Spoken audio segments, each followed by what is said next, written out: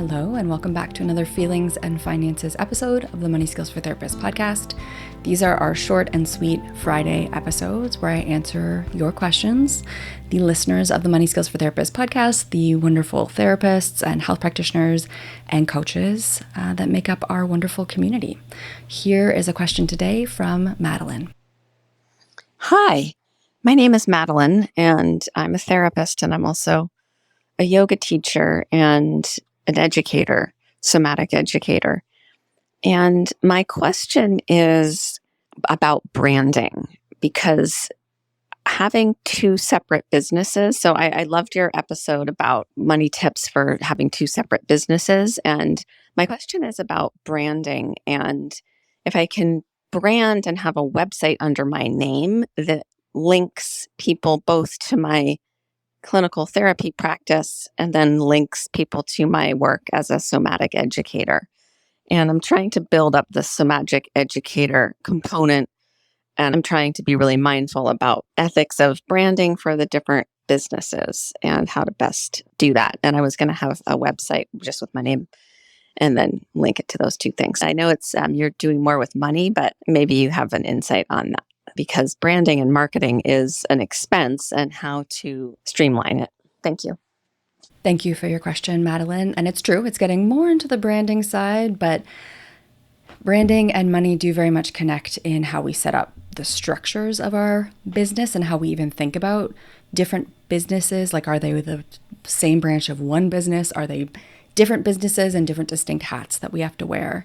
So the first thing that I would think about always when it comes to having those two distinct businesses is thinking about your license and checking in with your licensing body to see if the somatic educator work needs to be completely separate. Now, different licensing bodies in different states and provinces have different rules. They see things differently. And the somatic educator work, you might be able to practice that work under your therapy license, and you also might not, or might choose not to, because of certain rules associated with that. So for instance, for me as a social worker in Ontario, social workers cannot use testimonials in their advertising. My understanding, I believe, is that we can't sell packages. I haven't looked into that too closely, but I certainly don't see folks selling packages. And so I've had to make it very, very clear, very distinct, that the work that I was doing over here as a therapist is not me over here teaching money to other therapists, right? Because if I was to blur those at all, I could be seen as in violation of the code of ethics of, in my case, the college, the Ontario College of Social Workers. So that's the first thing that I would want to make sure about, is even before you get into thinking about like the strategy, make sure that you've got your legal ducks in a row and that you're not conflating the work that you're doing in such a way that it might jeopardize your license. If it turns out that you can practice as a somatic educator with your therapy license and there's nothing about that that's going to potentially jeopardize your license or undermine your code of ethics, then I think having them on the same website makes a lot of sense. Basically, you're building a personal brand. As my friend Megan Meganson, who teaches branding, would talk about, you are the expert, you've got your personality, you've got your vibe, and folks who are drawn to you and like what you do have different doors that they can take in their work with you. They could work with you as a client and get therapy from you, or they might invite you in as a somatic educator, to do a workshop. So I have seen folks set up websites like that, where it's like the main page of their website is kind of like, here I am. And then it's almost like you set up two different doors of like, go through this door for therapy, go through this door for, in your case, somatic education.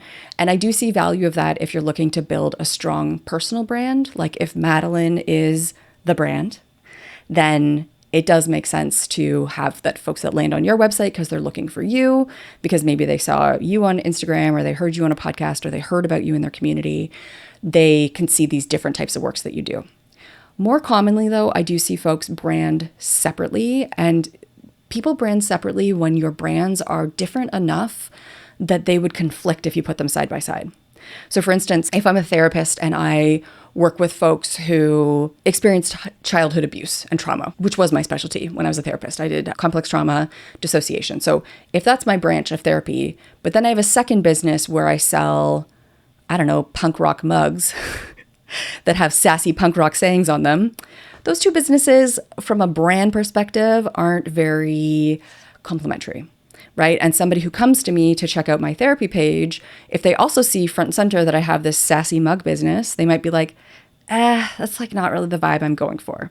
So those are kind of two distinct parts of my personality. They're two projects that are separate enough that I wouldn't actually want folks who are looking for one to find the other super easily. It's not to say people wouldn't if they're doing an exhaustive Google search, but those are two brands that I would want to live separately. In your case, it sounds like there's a lot more overlap probably between those two things, but I would just want you to think about, is there any reason that you wouldn't want somebody who's seeking you out for therapy to also see your somatic educator work?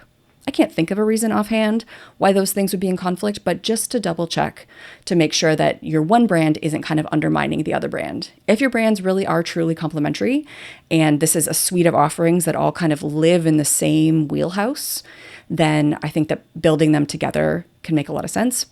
But if there's any potential for conflict, either with your licensing body or with your potential client/customer experience of them landing on the website and one brand kind of putting them off the other brand, then I would encourage you to have two distinct websites with two distinct brands.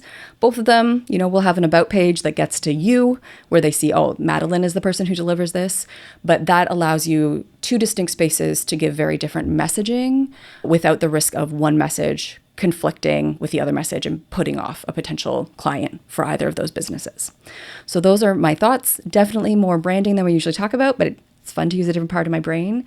I'm excited for you, Madeline, as you build out these businesses, and I hope that you can get good, clear answers from your licensing body and take the path that makes the most sense for you as you're building out your two businesses. Thank you so much for your question. If you, like Madeline, have a question for me that you'd like answered on one of these Feelings and Finances episode, super, super simple. Just scroll down to the show notes of this episode and you will see a link where you can jump over to our podcast page. There's a little record button, just like Madeline did. Introduce yourself, give a little bit of context, and share your question. I would be happy to answer your question on one of these episodes. Thank you so much for joining me on the podcast today.